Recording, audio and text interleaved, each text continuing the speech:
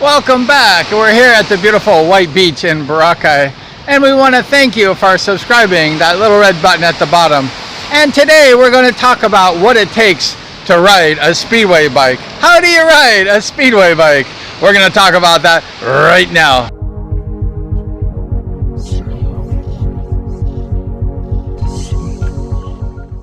Lots of people who watch the races, they dream of actually riding a motorcycle, a Speedway motorcycle, but very few people actually do that. But everyone dreaming, I want to ride that Speedway bike. If you watch the races, it looks like a lot of fun.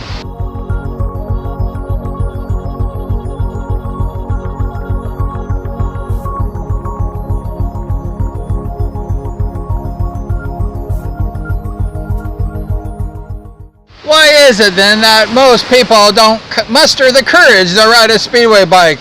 They don't actually take it for a spin, but they're always dreaming of it.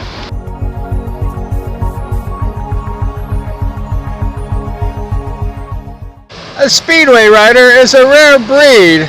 It takes courage to actually ride that Speedway bike and nerves of steel. Not everyone has that.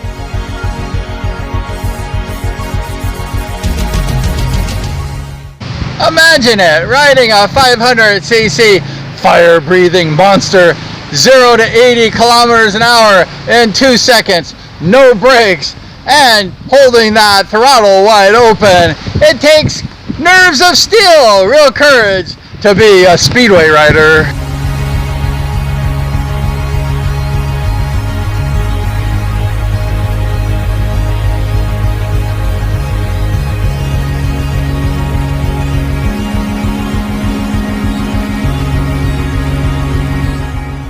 Imagine this, you got 3 or 4 guys at the line with you, and it's the first guy to the turn usually wins that race. So you hold the throttle wide open, you drop the clutch, and you go for it, and see what happens.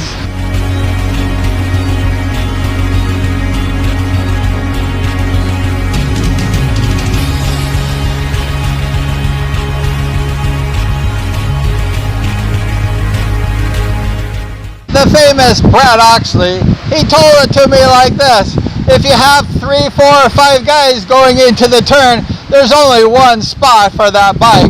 So if you have, let's say, 3 or 4 guys going at the same spot at the same time, guess what is going to happen? You're going to have a crash.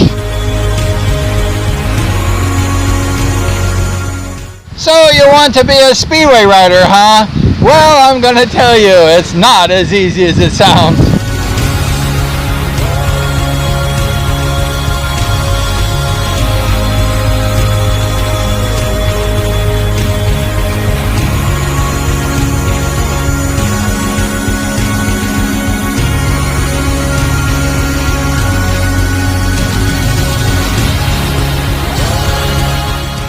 That is why a Speedway rider is a rare breed of motorcycle riders. In life, there are actually 2 things for sure, and that's death and taxes. But as a Speedway rider, there's actually 3 things for sure: death, taxes, and motorcycle crashes.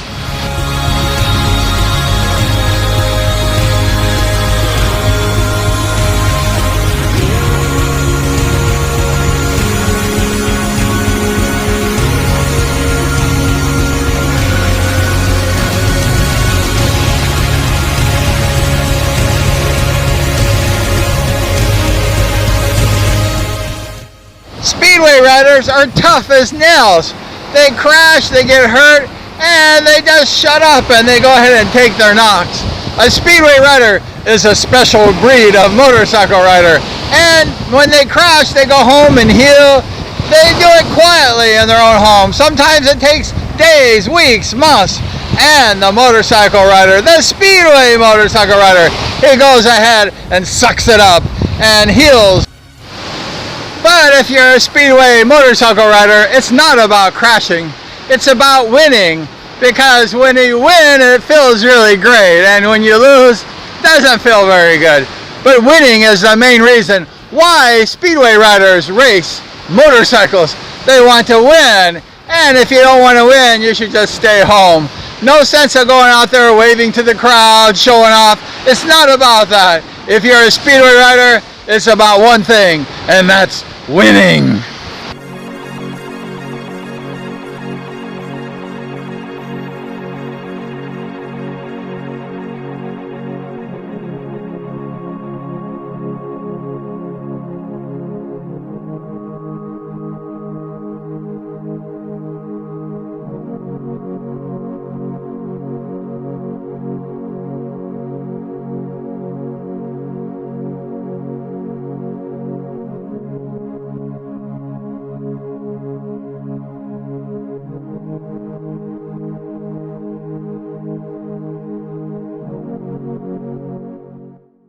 So what's so special about winning? What is so great about winning? Well, when you win, it feels great. There's actually like an exhilarating feeling, like these palm trees, these coconut trees in my hair. I look pretty good, huh? Pretty sexy.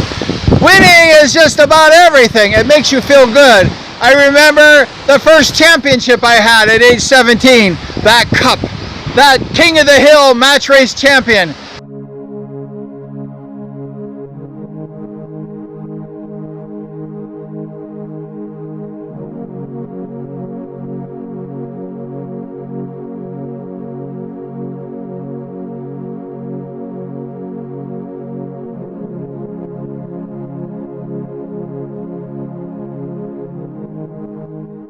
Also in 2005, when I made my Speedway comeback, my third Speedway comeback, I finally won my first main event at the Industry Hills, and I was so happy.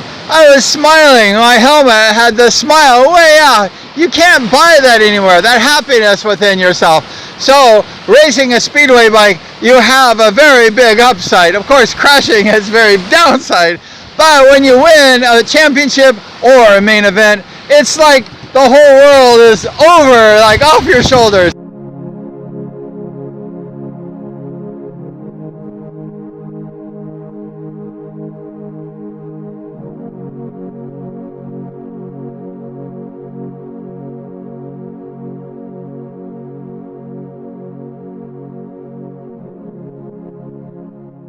But probably the hardest thing actually to riding a Speedway bike is mustering up that courage to actually get on that bike.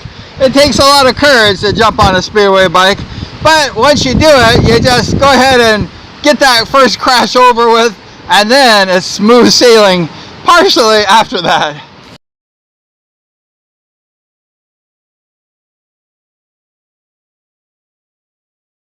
It gets better and better after that. The more seat time you have, the better you get. Also, if you get a lesson from a top D1 rider, that helps you out a lot. That's how I improved so much at my first year, is I went ahead and took lessons from Dangerous Doug Farrell, and it helped me so much.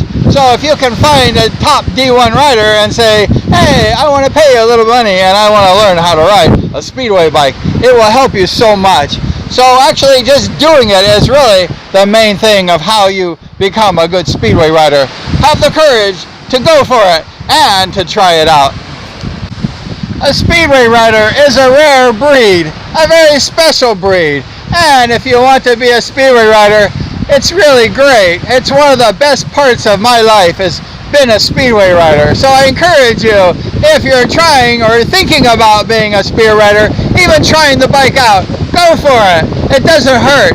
The worst you can do is crash or nothing. I mean, just go for it. It doesn't matter how good you are, how bad you are, just go for it. Open that baby up wide open and take it for a spin. So that's it. The Speedway bike, how to be a Speedway rider, and it's really fun. And it takes a little work and dedication too. So thank you so much for watching my blog, and we ask you to subscribe. We have other videos right here you can watch, and we really appreciate your patronage to the channel. And so please like, share, subscribe, and always ring that bell.